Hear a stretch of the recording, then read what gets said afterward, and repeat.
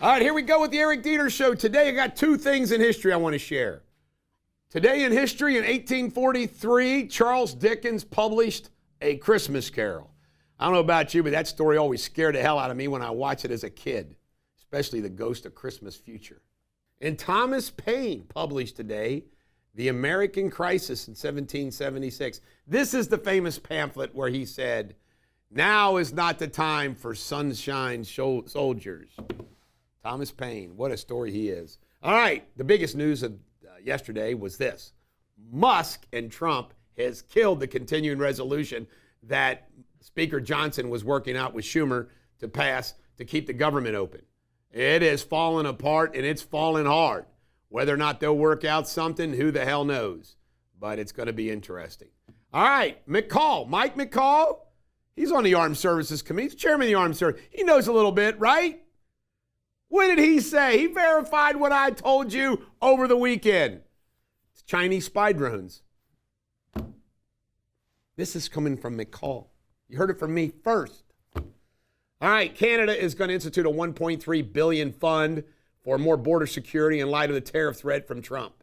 Biden has done 8,062 pardons and commutations. That's not even close. I think Obama did like 1,400. This is the political gangster of all time. Fed did a quarter cut. Guess what? Didn't do anything.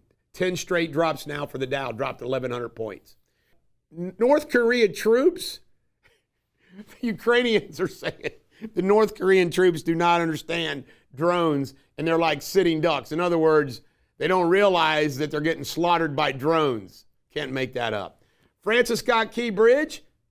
What about the insurance? What about the shipping company? Apparently, it's going to be completely rebuilt by our tax dollars. Makes no sense to me. They found in Syria a mass grave of 100,000 people. How sad is that? My friend Stuart Schiller, he is the one that blew the whistle on the Afghanistan withdrawal. He and a bunch of other vets are supporting Hegseth's confirmation. Stuart's a good guy. And speaking of the Chinese drones, are you ready for this? There's been 17 drones spotted on military bases, 17 military bases, where the Chinese own land. This is always allowed to happen, folks, under the Biden and Obama administration. Sleep at the wheel, let everything happen. It's unbelievable. And then we had the news, the guy pled guilty. Secret Chinese police station in New York City. What the hell does that mean? Secret Chinese police station? The infiltration of the Chinese in this country is unbelievable. And remember what I said? I've been saying this for over a decade. Obama, politically correct. Oh, let anybody come in. Let anybody serve on our country. It's far worse than we even know. I mean, we know about all these things. Think of all the things we don't know. And Matt Gaetz is upset. Why? They reversed course, and the ethics report on him is coming out. He tried to get ahead of it. He said, hey, when I was single, I womanized, drank, wine, song. Not good for Matt.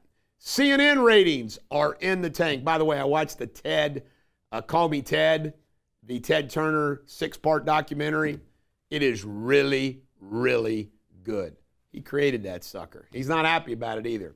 What's happened? Coming up next, local news. All right, here we go with local news. Top story, 471 northbound lanes might be open as soon as the end of this week, and tomorrow's Friday. They're taking applications for drivers for the Wienermobile. I think they pay about $35,000. Would you like to be the driver of the Wienermobile? Only wieners need apply. Talawanda staff member Heather Keller is under arrest for some physical contact. Doesn't sound like it's sexual. We'll see how it turns out. And this guy here, Mr. Dr. Tanzer, yuck guy. Look at this guy. He looks a little bit like that British actor, though. What's his name? Oh, Jamie Spindley would know, but he looks Reddick. Oh, what's his name? He's an actor. I can't. But anyway, 6 counts of lying to the FBI. He's a serial predator. He's going down. And Darby Bodie has filed a lawsuit against the school district. This woman keeps fighting. I guess my buddy Robert Croskery filed it. In an Ellesmere, Serena Owen wants to attend meetings virtually. Virtually. Why the hell did she run if she couldn't make the meetings? It's kind of crazy.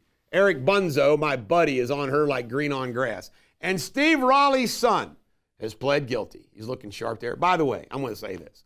What he did was awful. But I don't know his background. I don't know his medications. I don't know what his temper is. He might be a really good guy that had a bad day. We always forget that. Sometimes people have bad days. Unfortunately, though, for him, he did hurt a couple people. And that is terrible. Coming up next, Jamie Spindley and his world news. He's been losing in chess lately, so he might be a little grim. Forgive him. Hello, everybody. The latest world headlines. A 19-year-old driver, Thomas Johnson, has been sentenced to over 9 years in prison for causing the deaths of 3 teenage passengers in a high-speed crash in Oxfordshire, England. Johnson was inhaling laughing gas and driving at nearly 100 miles per hour when his car hit a tree, killing Ethan Goddard and Daniel Hancock, both 18, and Elliot Pullen, age 17.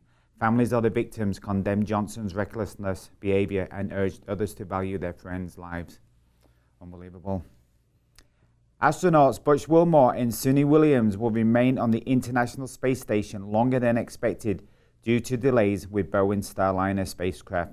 Initially set to return within a week of their June launch, their stay was extended to February 2024. Further delays in launching and replacement capsule now push their return to late March or April of 2025. And the collision between an Indian Navy speedboat and a passenger ferry near Mumbai has left at least 13 people dead and 2 missing. Amongst the deceased are 3 Navy personnel. Over 100 individuals were rescued in the aftermath, whilst search and rescue efforts continue for the missing. You're up to date on the world news. Up next, Sports Without Boundaries. Have a good day. All right, we got Sports Without Boundaries here. Xavier lost in overtime to number 11, University of Connecticut. Travis Hunter, according to his girlfriend, Leanna Laney, she talked that she would go out and party. Remember, she made a big scene at the Heisman. She'd go out and party. He'd drive her there and wait outside for hours while she was inside partying. Apparently, people took exception to that. So now she's telling the world that he has cheated on her. She's screwing this up. That's her meal ticket. Do you think they're going to last past this Heisman? I don't know. And Joe Burrow has been busted with Olivia Ponton. And we now know that Joe's been seeing her casually since the first of the year. And his former fiance hasn't posted a picture of him since January of this year.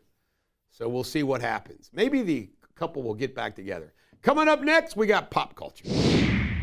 All right, here we go with pop culture. Jelly Roll is saying too bad if you don't like the fact that he met Donald Trump and shook his hand. You know, isn't it crazy how the left goes for anybody who meets Trump and shakes his hand? Although more and more are doing it, and the shame isn't working. Good for Jelly Roll, shaking Trump's hand. This is a wild story. We all know Christopher Walken is a little creepy, but he's a hell of an actor and he's funny. I love the guy. I can never do a Christopher Walken imitation. I can do a lot of imitations, but I can't get Walken down. So I'm not going to try to do it and make it bad. But ready for this? Christopher Walken never has had email, never has had a cell phone, doesn't text or use a cell phone. Isn't that wild?